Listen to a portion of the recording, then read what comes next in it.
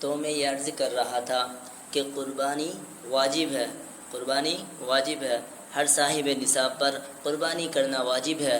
اس بارے میں قرآن و سنت میں کئی دلائل موجود ہے۔ چند یہ ہے، سورہ کوثر میں اللہ تعالیٰ نے خود ارشاد فرمایا ہے کہ فَصَلِّ لِرَبِّكَ وَانْحَرْ، کہ آپ اپنے رب کی خوشنودی کے لیے نماز پڑھے اور قربانی کرے۔ میرے عزیزو، جو مشہور مفسر قاضی ثناء اللہ پانیپتی رحمہ اللہ اس آیت کی تحت لکھتے ہیں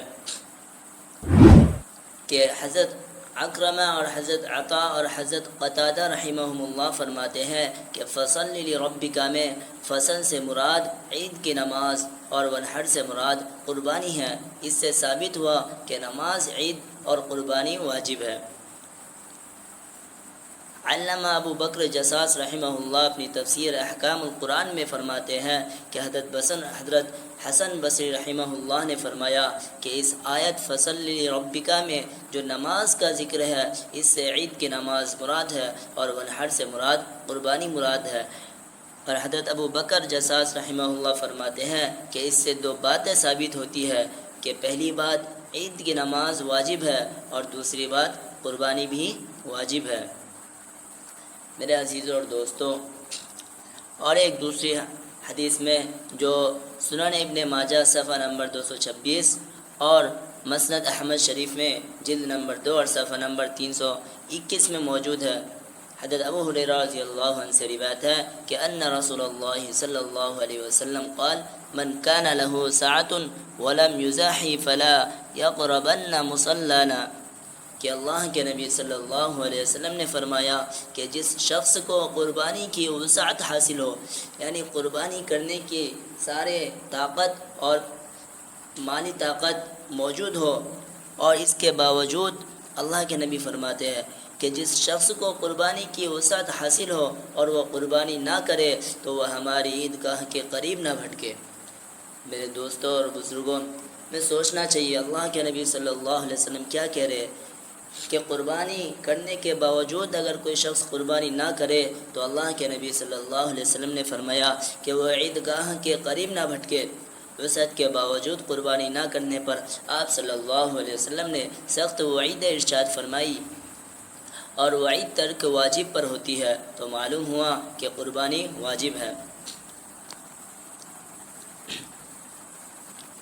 پھر اللہ کے نبی صلی اللہ علیہ وسلم کے ساتھ عرفات میں، اور ایک دوسری حدیث میں ہے اللہ کے نبی صلی اللہ علیہ وسلم کے ساتھ عرفات میں ٹھہرے ہوئے تھے۔ کون؟ حضرت مختلف بن سلیم رضی اللہ عنہ سے روایت ہے کہ ہم اللہ کے نبی صلی اللہ علیہ وسلم کے ساتھ عرفات میں ٹھہرے ہوئے تھے تو رسول اللہ صلی اللہ علیہ وسلم نے فرمایا کہ لوگوں، ہر گھر والوں پر ہر سال قربانی اور عطیرہ واجب ہے۔ اس حدیث سے دو قسم کی قربانیوں کا حکم معلوم ہوا، ایک عید الاضحیٰ کی قربانی اور دوسرا عطیرہ کی قربانی۔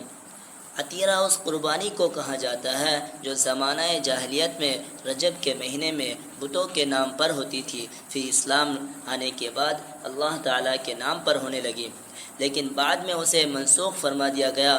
چنانچہ حضرت ابو ہریرہ رضی اللہ عنہ سے روایت ہے کہ رسول اللہ صلی اللہ علیہ وسلم نے فراع اور عطیرہ سے منع فرما دیا، یعنی فراع اس بچوں کو کہا جاتا تھا جو اونٹنی پہلی مرتبہ جنتی تھی اور اس کو بتوں کے نام پر قربان کیا جاتا تھا۔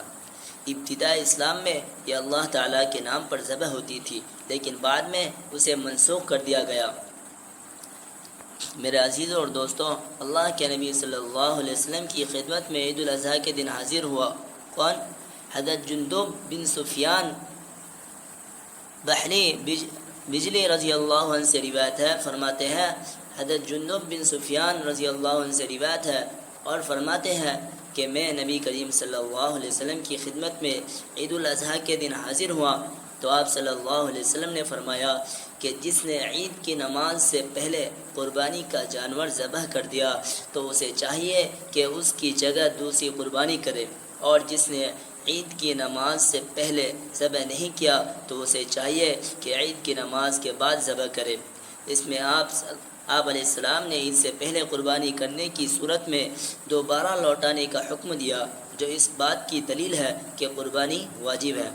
یعنی قربانی کرنا ہی کرنا ہے، اور کب کرنا ہے؟ عید کی نماز کے بعد۔ بعض لوگ قربانی کے محض سنت سمجھتے ہیں، واجب نہیں مانتے۔ دلیل میں یہ باتیں پیش کرتے ہیں، دلیل میں یہ باتیں پیش کیا جاتا ہے۔ صحیح بخاری میں جلد نمبر 2 صفحہ نمبر 832 میں یہ حدیث وارد ہے کہ اللہ کے نبی صلی اللہ علیہ وسلم نے قربانی کے دن کیے جانے والے کام کا تذکرہ کرتے ہوئے فرمایا، یعنی میرے عزیزوں اور دوستوں، قربانی کے دن جو کام کرتے ہیں، جو کام کیا جاتا ہے، ان کے کام کا تذکرہ کرتے ہوئے اللہ کے نبی صلی اللہ علیہ وسلم نے یہ فرمایا کہ اس دن پہلا کام جو ہم کرتے ہیں وہ نماز، یعنی عید کی نماز ہے، پھر نماز سے واپسی پر قربانی کرتے ہیں۔ یعنی جو شخص ایسا کرتا ہے، یعنی نماز پڑھ کر قربانی کرتا ہے، تو اس نے ہمارے طریقے پر عمل کیا، اور جس شخص نے نماز سے پہلے قربانی کر لی تو یہ محض گوشت ہے جو اس نے اپنے گھر والوں کے لیے تیار کیا ہے۔ ہاں، جس شخص نے نماز عید کے بعد ذبح کیا تو اس کی قربانی پوری ہوئی، اور یہی شخص مسلمان کے طریقے پر چلا ہے کہ قربانی سنت ہے اور ایک معروف چیز ہے۔ ان لوگوں کا کہنا ہے جو یہ کہتے ہیں، تو اس روایت میں حضرت صلی اللہ علیہ وسلم نے اصابہ سنتا فرمایا، یعنی اور ایک مقام پر حضرت ابن عمر رضی اللہ عنہما نے ہیا سنت و معروف فرمایا، جس سے معلوم ہوتا ہے کہ قربانی کرنا سنت ہے۔ عرض یہ ہے کہ یہاں سنت سے مراد اصطلاحی سنت نہیں، بلکہ اس سے مراد طریقہ ہے کہ جس شخص نے پہلے عید کی نماز ادا کی پھر قربانی کی تو اس نے مسلمانوں کے طریقے کے مطابق عمل کیا۔ یہاں ان دونوں حدیثوں میں سنت سے مراد میرے عزیزو طریقہ ہے، سنت اصطلاحی مراد نہیں جو وجوب کے مقابلے میں آتی ہے۔ لہذا حضرت صلی اللہ علیہ وسلم کا اصابہ سنتنا فرمانا اور حضرت ابن عمر رضی اللہ عنہما کا ہیا سنت و معروف کہنا قربانی کے واجب ہونے کی منافی نہیں ہے، قربانی کے واجب ہونے کی منافی نہیں ہے۔ قربانی اور کس پر واجب ہے؟ جس مرد اور عورت، میرے عزیزوں اور دوستوں، جس مرد اور عورت میں قربانی کے ایام میں درج ذیل باتیں پائی جاتی ہو اس پر قربانی واجب ہے۔ یعنی جو باتیں میں ابھی کہنے والا ہوں آپ لوگوں کے سامنے، اگر یہ باتیں ان مرد اور عورت پر پائی جائے تو اس پر قربانی واجب ہے۔ پہلی بات کہ وہ مسلمان ہو۔